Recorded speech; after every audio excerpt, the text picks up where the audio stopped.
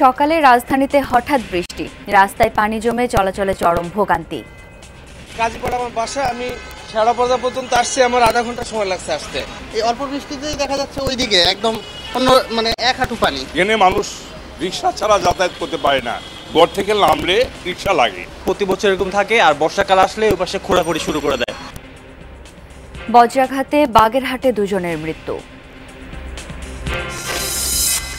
Visa জটিলতায় এখনো অনিশ্চিত প্রায় 20,000 মুসল্লির হজ যাত্রা।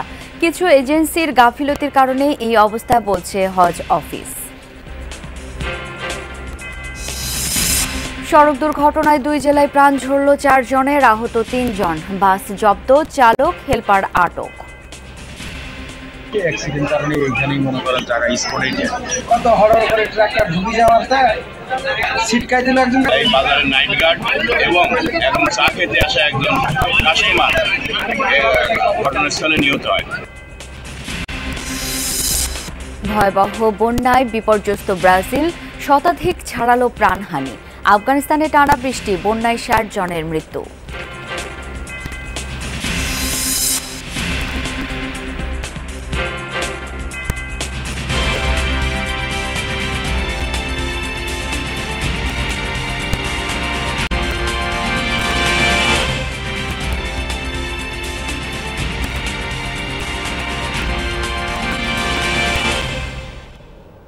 আমন্ত্রণ জানাচ্ছি যমুনা নিউজে। আপনাদের সঙ্গে আছি আমি শাওন দত্ত। এতক্ষণ শিরোনামগুলো দেখছিলেন, এবার বিস্তারিত। ইঞ্জিনিয়ার্স ইনস্টিটিউশনের 61তম কনভেনশনে যোগ দিয়ে বক্তব্য রাখছেন প্রধানমন্ত্রী শেখ হাসিনা। আমরা এখন সরাসরি চলে যাচ্ছি প্রধানমন্ত্রীর বক্তব্যে। কারণ একটি দেশে আমরা যখন হাতে নিয়ে কোনো পরিকল্পনা, আপনারা জানেন যে আমাদের অর্থাৎ আওয়ামী লীগ সরকারের লক্ষ্য হচ্ছে তৃণমূল থেকে উন্নয়নটা করা। কারণ তৃণমূল থেকে মানুষের মাথা পিছু আয় বৃদ্ধি করা, তৃণমূল থেকে মানুষের ক্রয় ক্ষমতা বৃদ্ধি করা, শিল্পায়নের সাথে সাথে আমাদের ক্রয় ক্ষমতা বৃদ্ধি করা, তাহলে আমাদের নিজস্ব বিশাল বাজার, সেই বাজার আমাদের সৃষ্টি হবে। সেদিকে লক্ষ্য রেখেই আমাদের প্রত্যেকটা পরিকল্পনা হাতে নেওয়া হয়। আমরা ইতিমধ্যে ডিজিটাল বাংলাদেশ করেছি, আমরা এখন স্মার্ট বাংলাদেশ করব।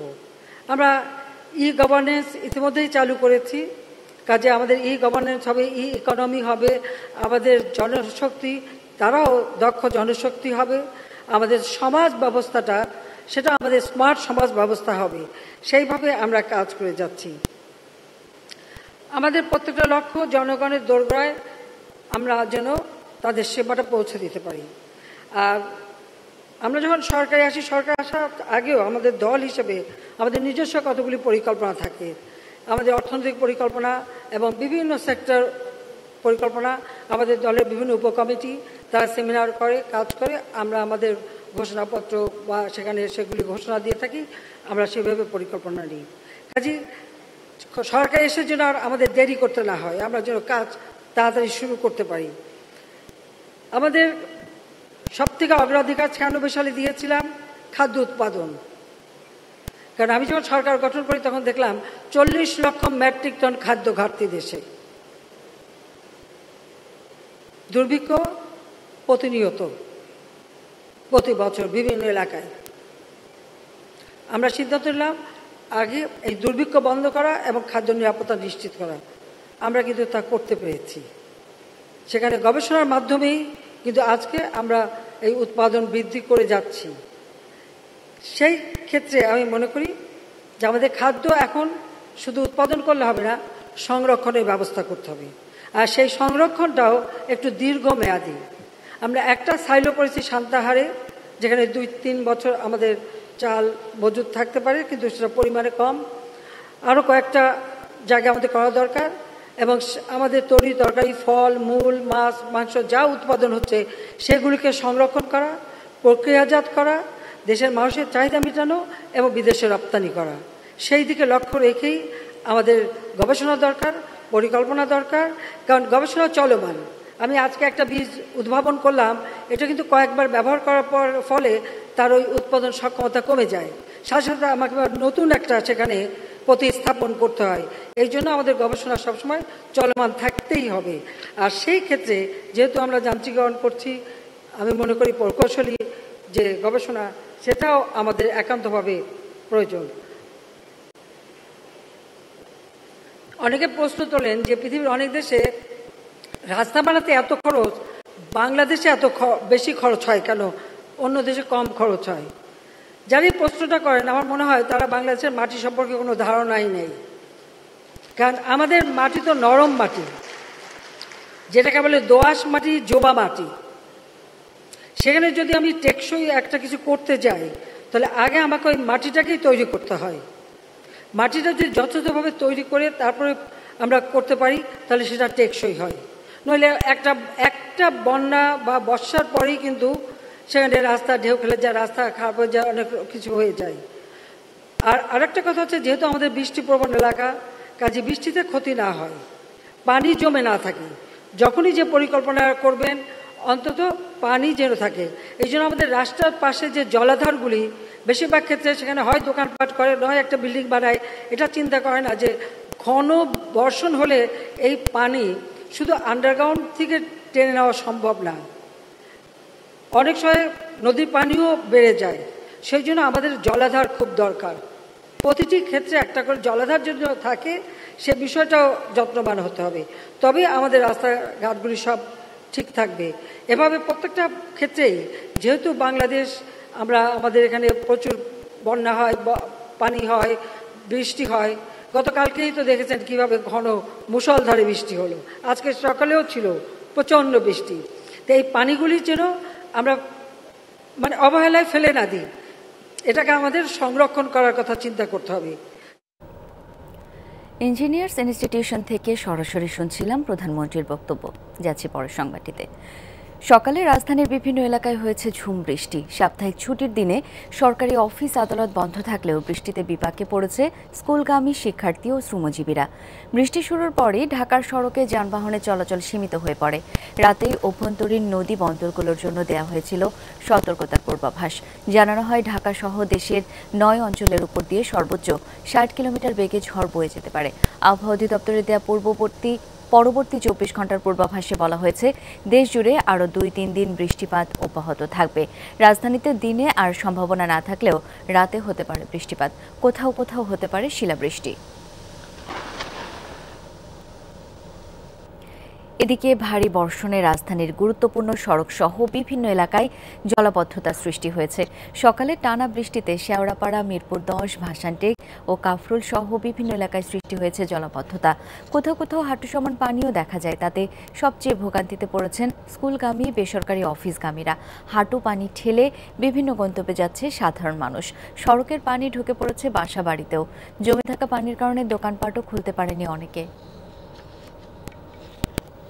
সবাই ভোগান্তির মধ্যে আছে, এখন আমরাও ভোগান্তির মধ্যে আছি। যথাযথ সময় মানুষ অফিসেও পৌঁছতে পারতেছে না। গাজীপাড়া আমার বাসা, আমি শেওড়াপাড়া পর্যন্ত আসছি, আমার আধা ঘন্টা সময় লাগছে আসতে। খেলাধুলা করতে পারতেছি না, রাস্তায় হাঁটাচলা করতে পারতেছি না। খুব একটা বেশি বৃষ্টি হয়নি, এই অল্প বৃষ্টিতেই দেখা যাচ্ছে ওইদিকে একদম অন্য 1 হাঁটু পানি। খুবই কষ্ট হচ্ছে। 7-8 বছর ধরে আমি দেখতেছি প্রতি বছর এরকম থাকে, আর বর্ষাকাল আসলে ওই পাশে খোঁড়াখুড়ি শুরু করে দেয়। এই বছরও একই রকম ব্যতিক্রম না। দর্শক, এই মুহূর্তে রাজধানীর মিরপুর থেকে যোগ দিচ্ছেন সহকর্মী মনিরুল ইসলাম। মনির, জমে থাকা পানি এখন সরতে শুরু করেছে কিনা? ছুটির দিনেও তো স্কুল খোলা, শিক্ষার্থীদের ভোগান্তির কি অবস্থা?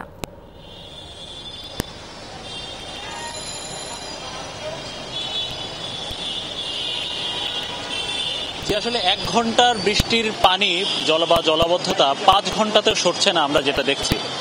মিরপুর এলাকায় অবস্থা সেরকম, পানি এখন নিম্নগামী সরছে, অর্থাৎ যে পানিটা কোমর পানি ছিল সে পানিটা কিছুক্ষণ আগে হাঁটু পানি ছিল, এই পানিটা এখন হাঁটু থেকে কিছুক্ষণ আসলে নেমেছে। কিন্তু পানি নামুক বা না নামুক, মানুষের যে ভোগান্তি সেই ভোগান্তি এখনো শেষ হচ্ছে না। মানুষের যে ভোগান্তি সেই ভোগান্তি হয়তো আরো ঘন্টাখানেক লেগে যেতে পারে। আসলে একটু বৃষ্টিতেই আসলে এরকম অবস্থা হয়ে যায়। স্থানীয়রা যে অভিযোগ করছেন সেটা হচ্ছে এই যে মিরপুর, শেওড়াপাড়া, কাজীপাড়ার এই প্রধান সড়কে আমি এখন আছি। প্রধান সড়কের ভেতরে যত আবাসিক এলাকা আছে, লক্ষ লক্ষ মানুষের এলাকায় যে বসবাস, যে এইসব এলাকায়, সে এলাকায় এই প্রচন্ড পানি, এটা বছরের প্রতি তো আবাসিক এলাকা আছে, লক্ষ লক্ষ মানুষের এলাকায় যে বসবাস যে এইসব এলাকায়, সেই এলাকায় এই প্রচন্ড পানি, এটা বছরের প্রতি বছরই এই সময়টা থেকে শুরু করে আগামী 3-4 মাস যতদিন বৃষ্টি থাকবে ততদিন এরকম এই ভোগান্তিটা থাকবে।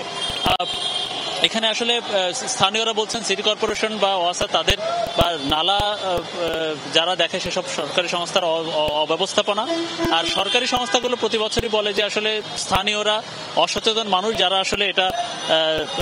যারা আসলে আবর্জনা ফেলে রাস্তাঘাটে বা ইয়াতে নালায়, তাদের জন্য আসলে এই সমস্যা। তো সমস্যা যেটাই হোক, সমাধানের দিকে আসলে কেউই এগোয় না, মানুষও সচেতন হয় না। আসলে অব্যবস্থাপনা যাদের ইয়ে করার কথা, দূর করার কথা, তারাও আসলে অব্যবস্থাপনা দূর করে না, জলাবদ্ধতার থেকে যায়। এই লক্ষ লক্ষ মানুষ তারা আসলে এই যে স্কুলে বাচ্চা কাচ্চা নিয়ে যখন ভোরবেলা নিয়ে গেছেন তখনও বৃষ্টিতে ঝামেলায় পড়েছেন, এখন স্কুল ছুটি হয়েছে, এখনও আসলে ঝামেলা। তীব্র যানজট আমার পেছনে, এই পুরো আগ্রাগা থেকে মিরপুর এই যানজটও আরো ঘন্টাখানিক থাকবে, এমনটা আসলে এই শঙ্কা এখানকার মানুষ বলছেন দ্রুত এই সমস্যার সমাধান যাতে করা হয়। সব মিলিয়ে আসলে চরম দুর্ভোগের অবস্থা। ধন্যবাদ মনির আপনাকে। এত বড় দুর্যোগেও ওই বাড়িগুলি দাঁড়িয়ে আছে কোন শক্তিতে? সেজন্য প্রয়োজন উচ্চ শক্তির নির্মাণ সামগ্রীর ব্যবহার, যেমন জিপিএইচ কোয়ান্টাম B600DR, বাংলাদেশের উচ্চ শক্তি সম্পন্ন একমাত্র রড। বাগেরহাটের শরণখোলায় বজ্রাঘাতে 2 শ্রমিক নিহত হয়েছে, আহত হয়েছেন 6 জন। সকালে উপজেলার তাফালবাড়ি এলাকায় এই ঘটনা ঘটে। স্থানীয়রা জানান, টং দোকানে বসে চা খাচ্ছিলেন 8 জন শ্রমিক। হঠাৎ মেঘাচ্ছন্ন আকাশ, শুরু হয় বজ্রপাত সহ বৃষ্টি। এতে ঘটনাস্থলেই মারা যান মোহাম্মদ মিলন ও মোস্তফা হোসেন নামের 2 জন শ্রমিক। আহত 6 জনকে উপজেলা স্বাস্থ্য কমপ্লেক্সে ভর্তি করা হয়। 2 জেলায় সড়ক দুর্ঘটনায় 4 জন নিহত হয়েছেন, আহত হয়েছেন অন্তত 3 জন। ভোরে দিনাজপুরের ফুলবাড়ির কাউগা এলাকায় তেলবাহী লরি চাপায় 2 জন মারা গেছে। পুলিশ জানায়, চালক নিয়ন্ত্রণ হারিয়ে একটি চায়ের দোকানে ঢুকে পড়ে।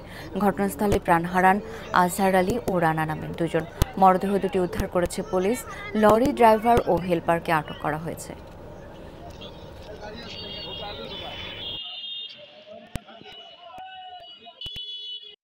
গাড়িটা অ্যাক্সিডেন্ট হয়েছে, সেই অ্যাক্সিডেন্ট কারণে এখানেই মনে করেন জায়গা স্পটে যায়। 2 জনে বসেছিল, একজন উঠে গেল, আর কত হড়র করে ট্রাক্টর ঢুকে যাওয়াতে ছিটকাই দিল একজন। বাজারের নাইট গার্ড এবং একজন চা খেতে আসা একজন কাস্টমার ঘটনাস্থলে নিহত হয়। নরসিংদীতে বাস মাইক্রোবাস সংঘর্ষে প্রাণ হারিয়েছেন 2 জন। স্থানীয়রা জানায়, ভোরে 5 দোনার ত্রৈতাব এলাকায় যাত্রীবাহী বাসের সাথে একটি মাইক্রোবাসের সংঘর্ষ হয়। ঘটনাস্থলে মারা যান মাইক্রোবাস চালক সালাম ও পিয়াল নামের এক যাত্রী। চালক পালিয়ে গেলেও বাসটি জব্দ করেছে পুলিশ। ভিসা জটিলতায় এখনো প্রায় 20,000 মুসল্লির হজ যাত্রা অনিশ্চিত। এদিকে আজও ঢাকা ছেড়ে যাচ্ছে নির্ধারিত হজ ফ্লাইট। আশকোনা হজ ক্যাম্প থেকে এই মুহূর্তে যোগ দিচ্ছেন সহকর্মী শরীফুল ইসলাম খান। শরীফ, ভিসা জটিলতা অবসান হবে কবে? আজ হজ ফ্লাইটগুলোর সার্বিক কি অবস্থা জানতে চাই আপনার কাছ থেকে বিস্তারিত।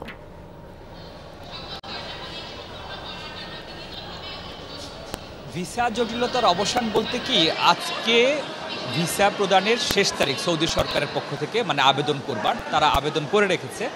সরকারি যেসব যাত্রী আছে তাদের প্রায় সবার ভিসা হয়ে গেছে, কিন্তু আপনি জানেন যে বেসরকারি যাত্রী কিন্তু বেশি, প্রায় 85,000 যাত্রী যাচ্ছে, তার মধ্যে 4,116 জন যাচ্ছে সরকারি ব্যবস্থাপনায়, বাকি সবাই যাচ্ছেন বেসরকারি ব্যবস্থাপনায়। এখন পর্যন্ত যে তথ্য, তাতে করে প্রায় 20 থেকে 21,000 মুসল্লির ভিসা এখনও হয়নি।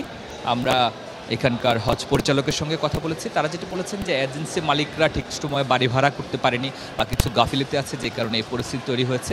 যদিও হাব বলছে যে আসলে এরকম না, বাড়ি ভাড়া করবার জন্য এজেন্সি মালিকদের যে ভিসা সেটি নিশ্চিত করে ধর্ম মন্ত্রণালয় সেটি ঠিক সময় করতে পারেনি, এই জন্য এই পরিস্থিতি সৃষ্টি হয়েছে।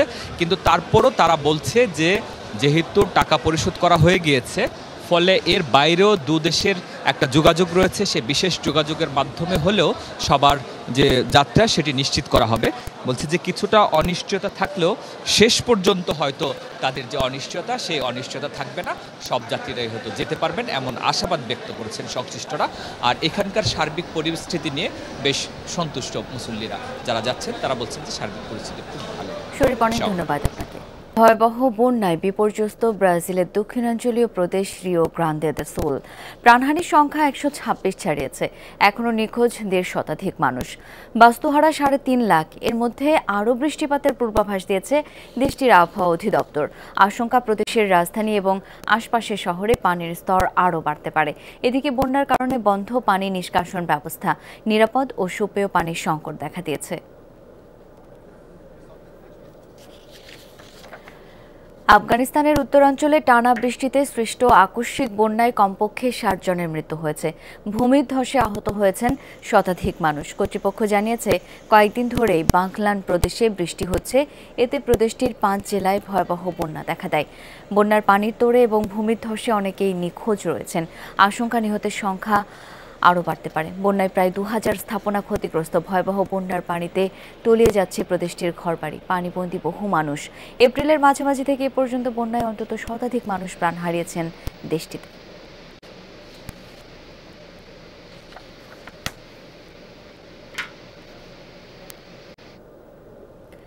জাতিসংঘের পূর্ণ সদস্য পদের জন্য ফিলিস্তিনকে সমর্থন দিয়েছে সংস্থাটির সাধারণ পরিষদ। শুক্রবার ভোটাভুটির মাধ্যমে এই সম্পর্কিত একটি প্রস্তাব পাস হয়েছে।